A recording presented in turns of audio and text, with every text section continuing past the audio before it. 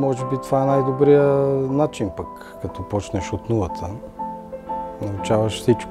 Дори проблемите, които се срещат, те мотивират да продължаваш напред и да се справиш с тях и да решиш следващия и следващия, за да стигнеш до там, където знаеш, че можеш да бъдеш. Това са близо 20 000 лева, които ги получаваме безвъзмездно, за да можем да закупим всички тези машини и съответно да развиваме нашия бизнес и да градим нагоре. Решихме, че едно финансиране е добре дошло. И решихме да опитаме и то се получи. На първата среща бяхме доста хора. Чак се изненадахме, че има толкова много желащи, но след другите срещи реших да стана ми интересно. Това е една голяма възможност, която осигуряват Дънди и община Челопеч. Направих си бизнес план, предадох документите и 15 дена минаха, бях одобрен, вече всичко беше наред. Нямаше никакви проблеми. Занимавам се с пчеларство от 10 годишен. Отглеждам в момента около 60 кошера. Тук са 40. Идеята се появи преди 15 години. След смъртта на дядо ми, баща ми пое пчелите, които отглеждаше той. Почнах да му помагам и година след година почнахме да ги увеличаваме, но имахме една година доста голям спад. 2015 година ни остана един кошер. И от тогава почнах аз да се занимавам. Поех кошерите в къщи и стигнах до 20. Реших, че са ми малко и сега целта ми е 80 кошера. Благодарение на фонда закупих 30 кошера. Тези кошери са окомплектовани с плодник, хранилка, дъно и капак, задължително. Оранжевите дъна са иновация в момента. Това е специално дъно, което е за събиране на прашец. Закупих си инвентар за преработване на прашеца, за изсушаване и за пресяване. Поръчал съм си къщичка за пчелна терапия, която дърводелец изчаквам да ми я направи вече.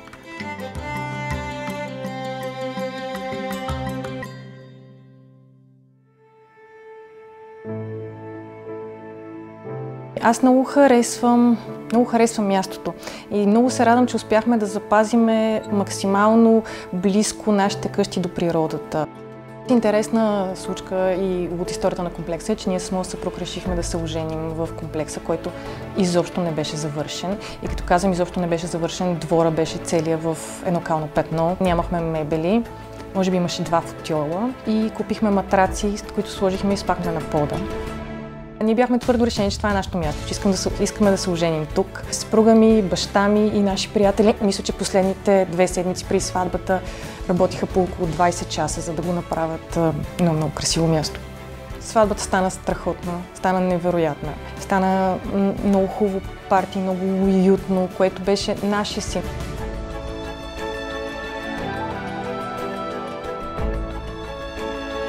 За фонда научихме съвсем случайно от прекрасния кмет на село Чавдар. Истината е, че оставаха 2 седмици до края на срока, в който трябваше да подадем документите. През тези 2 седмици не мисля, че спахме. И го предадохме, мисля, че последния час, който документите можеха да бъдат предадени. Цялото кухненско обзавеждане плюс кухненските електроуреди, които успяхме да купим, всъщност с парите от фонда успяхме да купим много по-висок клас електроуреди, които са много по-хубави, много по-луксозни и много по-енергоспестяващи, които ние нямаше да можем да си позволим.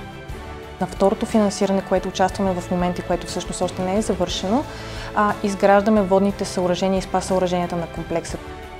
2 японски вани с гореща вода, отоплителните уреди за сауните, нагревателните уреди и също така комплексът беше изцяло газифициран.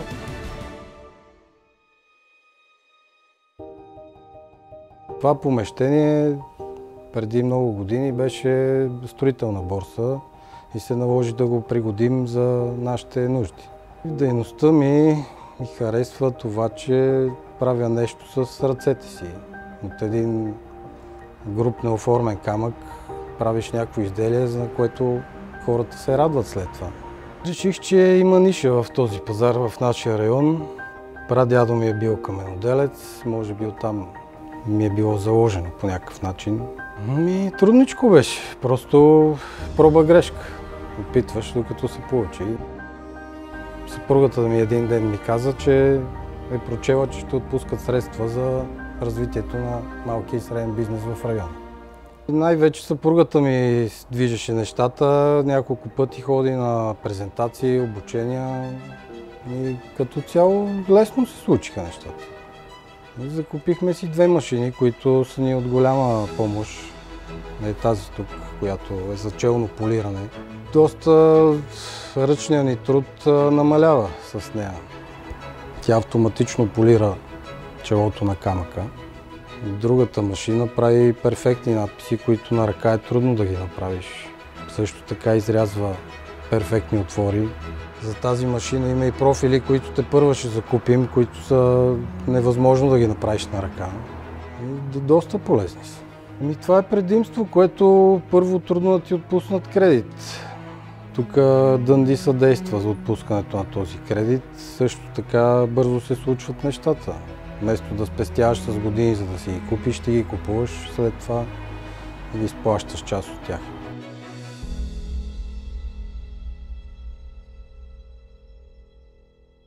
Възможността, която ми даде фонда с въпросното финансиране и закупуването на машините, ми даде възможността да се развия до такава степен, че да мога да предложа брандиране и изработка на рекламни сувенири за бизнес партньори. Тъй като до момента можех да предложа единствено и само персонално изработени подаръчета, които са в малък тираж. Не можех да си представя даже, че ще имам възможността да си купя толкова големи машини и да мога да бъда конкурентна на големите фирми.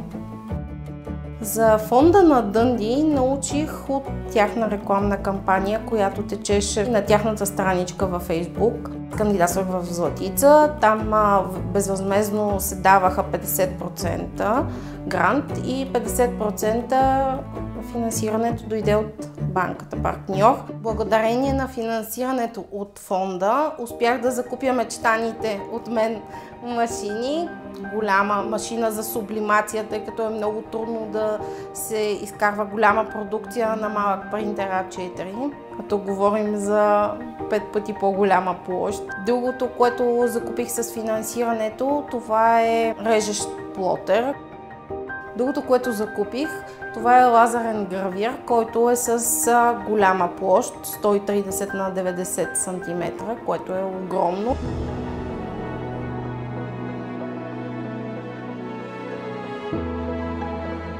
Фонда на нас ни дава сигурност на първо място. Освен това, ние щяхме да имаме много голям период от време, в който да съберем парите, за да можем да си позволим да стартираме бизнеса, докато този период от време вече фонда ни го реши като проблем. Ами за другите не знам. Аз цял живот съм се борил, решавам нещо целеустремено и постигам целите си. Предлагам и на другите да опитат, не е страшно. Да си предприемач и да си реализираш идеите, няма нищо по-хубаво от това да работиш за себе си. Няма кой да ти казва шеф да ти нарежда. Моя съвет към всички хора в района е, ако имат възможност, идея, нека да се осмелят и да се възползват от финансирането и възможността, която ни предоставя Сдружението за развитие. Всъщност условията, които фонда предлага, са много добри. Особено за стартиращи фирми са изключително добри. И да, винаги има риск. Но ако хората не рискуват, те ще седат на едно място и няма да се развият. Аз агитирам всеки, който има идея, да пробва да я развие.